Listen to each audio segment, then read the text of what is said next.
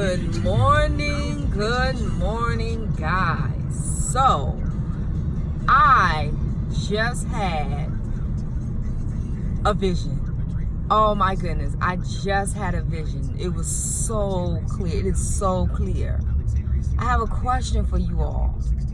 How many of you are on the road and you see a sign that says right lane closed?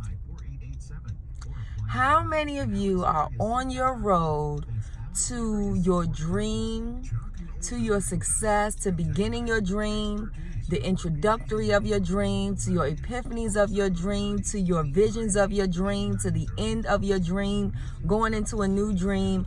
How many of you are on that road of your dream, whatever it is that you're trying to achieve? Maybe it's not your big dream, but it is something, it is part of the process that's going to get you to where you would like to get to. And you see what we normally would call the bumps in the road, or we see these stop signs. But what we don't see is that there was a big yellow sign that said right lane closed. Think about that. What do you do when you see the sign that says right lane closed? What do you do when you don't see the sign that says right lane closed? What do you do when you're confused when your right lane has been closed? What does that mean when your right lane has been closed? Yo, subliminal messaging. I know I'm not going to say, oh, this is, the government done put these signs up saying that the right lane is closed, because the right lane is closed in our life and our dreams and our hopes, our inspirations, our aspirations, our friendships, our loverships, our relationships, whatever it is you want to call it. But how many of us have seen that sign? If you are a driver, if you are a non-driver, if you are a train conductor, whatever, if you fly an airplane, if you are behind the wheel of something in your life, for real, if you are behind the wheel of something in your life, there's always a sign that comes up that says right lane closed. This one is bad. Hezekiah, we're told in verse 2, turned his face to the wall. I get it that the right lane is closed because you gotta take a detour. Say right lane closed and detour, right? Cool. So look, I've seen that. I know it. But also, I've seen signs where the right lane is closed, but they don't even give me a detour. How many of you, when you're driving, pay attention to this? And you non-drivers, pay attention to when you're in your Ubers or your Lyfts or rideshare, whatever you're doing, carpooling. When you see a sign that says right lane closed, but you don't see the detour, they don't give you a sign of detour. Detour means to redirect, so that you can still get to your destination, but it just moves you. You got to go around. You got to go up the hill. You got to go down the valley. Whatever it is, you got to take another route to get to your destination. But one thing that I have noticed too is that the right lane may be closed and you have to detour. But there are no signs to give you the detour, so you're trying to figure it out. So you're in a new area. Picture this. I'm in a new area. I've never been to. And it says right lane closed. I'm like, okay, well, that was my exit. which way am I supposed to go now? And I'm thinking like, okay, well, something's gonna come up and it's gonna say detour and give me directions on which way to go to still get to my destination, or at least get back onto the road to my destination. But I look up and guess what? There's no detour. So what do you use? What tools do you have that you can use to get you to detour and get you to your right destination? The GPS, your phone, your MapQuest, your Google Maps, whatever it is that you have. There's some other thing that they have out there, but whatever it is that you use for your GPS, you use your GPS. Waze, that's what it is, Waze. Waze-wise, however, Waze.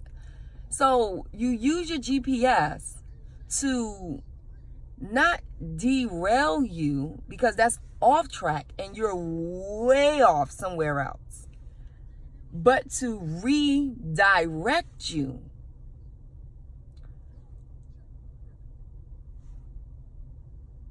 Wow.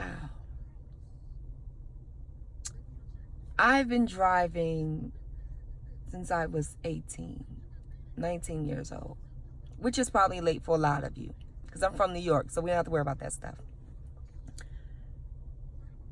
I've been driving for a long time, and I've seen a lot of roads that says right lane closed, left lane closed. I've seen, the signs that say that redirects me, and I've seen ones that don't redirect me, and I'm having to figure it out.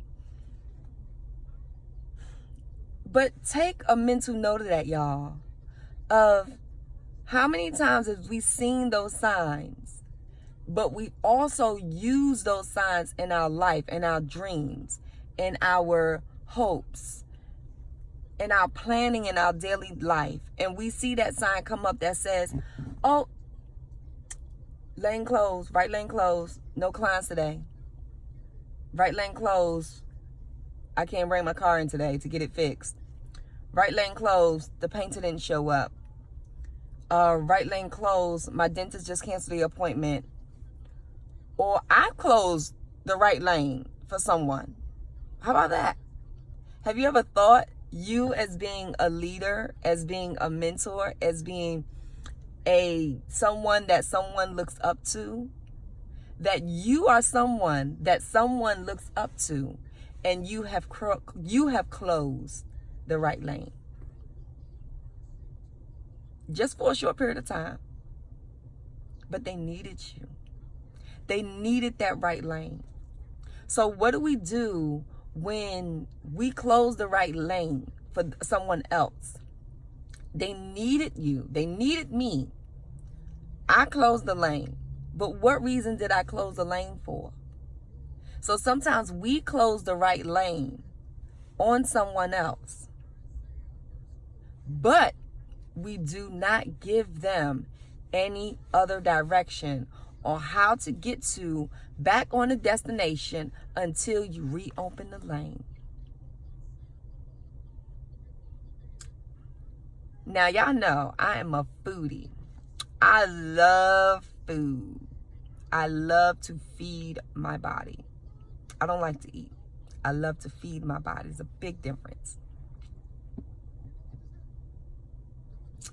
So when we do that, when we take away our foods, when we take away our sugars, when we take away our cakes, our ice cream, our cookies, our salts, our pretzels, our potato chips. Look, the more that I stop eating this stuff, the more that I even remember it really exists. Like, I'm like, what's the name of that crunchy little round thing?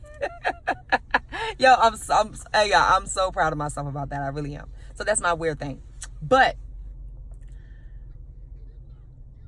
we take away these things that we're so used to eating, that we're so used to consuming. Even alcohol. We take away alcohol. I'm not going to drink. I'm not going to drink as much. I'm not going to be this alcoholic. I'm going to wake up today and I'm just not going to be this alcoholic today. I'm not going to drink anything today. But then you don't drink anything today. What happens at the end of the day? Your body is craving what you took away from it. It's like, I need what you took away from me. Give it to me now. Yo, we don't redirect. We just take it away. And then our body is fighting. We're creating the fight within ourselves that should not have to be. They shouldn't have to be there. It just shouldn't. Why are you making it hard on yourself? We make it so hard on ourselves when it doesn't have to be, because we're uneducated. And not only for that, for some of us, not only are we uneducated, we're also untrusting. Untrusting people will continue to be more uneducated. Like, that's real. Untrusting people have... I want to get on Facebook Live and do this, but it's all right. Untrusting people will continue to be uneducated. Because in order for you to be educated or re-educated, you have to trust. You have to trust. So whether if you were in a bad relationship and someone has done you wrong, someone has lied, has cheated, has stolen, has defiled your arrangement, your agreement that you have within yourself. They defiled your personal space, whatever it is that they've done to come outside of your agreement that you agree with yourself. You have to get in alignment quickly with trust. Because if you don't, you know how they have the saying, if there's no trust, there's no us. Guess what? There's also you, yourself, and I. If there's no trust, there is no us. There is no you. There is no self. There is no I. That is an us. There is no me. There is all the me I need to trust. I need to be able to trust me. Trusting you is trusting me. I can trust that you're not going to hold up to your word. I got to get clear with that. I can trust that you're going to go out and deceive me. I can trust that you're not going to be a good friend. I can trust that you are going to be disrespectful to other people. I can trust you're going to be disrespectful to your mother. I can trust that you're just not going to hold up your end of the bargain. I can trust that. Guess what? The key point to that, the whole thing, is trust. Is trust. Even if I trust in something that does not serve, because I know how it will perform, I can trust that it won't serve and it won't serve, and it will perform in its most unfaithful way. I trust that. But guess what that means? I trust. I trust. I trust. So I trust myself. If I can trust that you're not going to serve me well, then I can trust that I'm going to serve me well, because I trust. And as long as I trust, I can always be educated, re-educated. I always have the open-minded to rethink the way that I think. I can change the way that I think. I could change the way that I believe. I could change my self-esteem. I could change all of those things. But I have to trust something first. And so I used to walk around, I used to say, oh, I have trust issues. Because this situation happened to me, I have trust issues. No, I don't have trust issues at all. I had to realize that it's not that I have trust issues. I don't have trust issues. Because see, that lets me know there's a whole lot of little things that I am not willing to believe that's really happening in my life. If you have trust issues, that means you have a hard time believing what's really happening. I have a hard time believing that it's snowing, it's raining, but it's freaking really happening. It's really snowing, it's really raining. Issues. You have a hard time believing something is happening. I don't have a hard time believing anything is happening. I know it's all happening. I know that when I was driving, I know I stopped my car. I know I put it in park. I know what I'm about to do. I know what it is that's happening. It's no make-believe nothing. Like, I know that. I believe it. I believe that building is there. I believe those windows are there. It's what I see out of my eye. You may not see it, but I see them with that building. I see the window. I see that tree. I see that car passing by. I believe it's really there. Now, if I turn my head, I don't see the car. The same car. I didn't know there was another car going to show up. But if I turn my head, I don't see it. Why?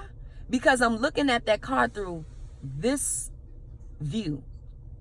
By the time I turn my head and look at it from that view, it has already happened.